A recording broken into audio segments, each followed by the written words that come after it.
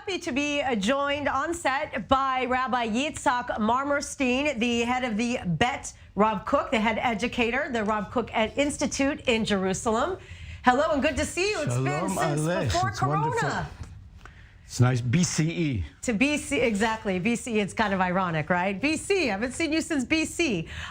Listen, this is the month of July. We know from Kabbalah, it is considered a very negative month, the month of Cancer, but also a month where there's an opportunity for the most healing. But explain the significance of these 3 negative weeks, ending with Tisha B'Av. We are now in the period of the 3 weeks from the 17th of Tammuz leading to the 9th of Av. And the 17th of Tammuz is the day historically in which Moses, 40 days after, came down, broke the tablets, and it's a time of brokenness ever since.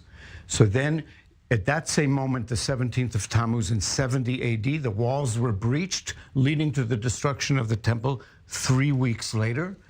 And since then, our exile was confirmed. And it's been a time historically of great destructions. The 1492 Spanish expulsion took place a few days before Tisha B'Av. World War I broke out a few days before Tisha B'Av. And it's not a coincidence because the Torah says very clearly this is a time for that. And Rav Kook explains it that at this point of time that what happened as a result of it, the consequences is that the path of the path of the lights of holiness have been blocked. And of course, we have to work to reopen them. Right. Did he, would you say Rav Kook kind of knew, what was the main decade of his, the height of his, work? I know during the British Mandate, correct? Well, he arrived in Israel in 1904 and he passed away in 1935. So from the moment he arrived until his passing, he was ultimately the most significant figure here and had the most power and influence. Mm-hmm. And he was trying to teach Israel that was so divided into parties then, and now it's even more divided into parties ever, that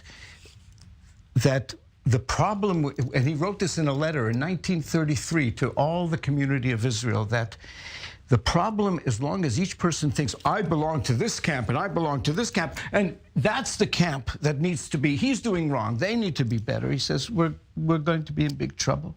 No one is willing to look at themselves. We have to be involved in self-assessment, seeing our shortcomings and seeing others charitably, seeing what's the good in them and what they have to offer us. What can I learn from you?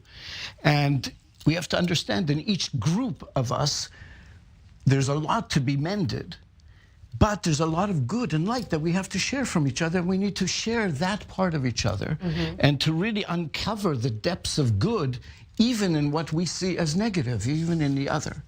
How does that apply to now? I mean, listen, we're seeing all of this change in Israel. We know the past however many elections and a new government, but even still, there's a lot of separation. How do you get to the people that are not thinking spiritually? Well, Rav Kook says that's the effort. We have to understand that our effort in Israel is to demonstrate how it's possible to unite different forces and cooperate together. The differences means each person, each side has something to offer to the larger reality, and we have to be able to. His most famous phrase, this is probably the main #1 quote. He said that the Midrash says that the second temple was destroyed because of sinat chinam, needless hatred between all the groups, and we have that. If you see the discussions in the Knesset, the screaming and everything, that we're engaged in needless, in complete, unbridled hatred almost. Sinat chinam. Wow. And he says the only way to fix it is we have to be engaged in ahavat chinam, unconditional love. We really have to be able to see everyone and every movement as part of the larger whole, and that we each together can build. We have to disclose the light of the general harmony.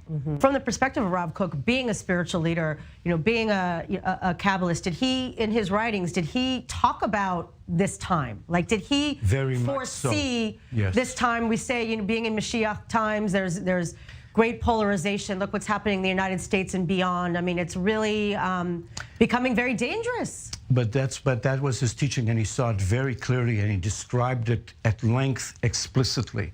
But he also said the power of good is a much stronger power in reality than the power of the negative. And the reason things are bad is because the good has to grow in order to fix them. So that's the path. But the power of good is the power of the divine. When we're doing good, we're in harmony with the divinity, and then there's no limit to how much good we can do, and the good is much more powerful than the bad. Thank you so much for this insightful conversation and bringing us the wisdom of Rav Kook. Thank you.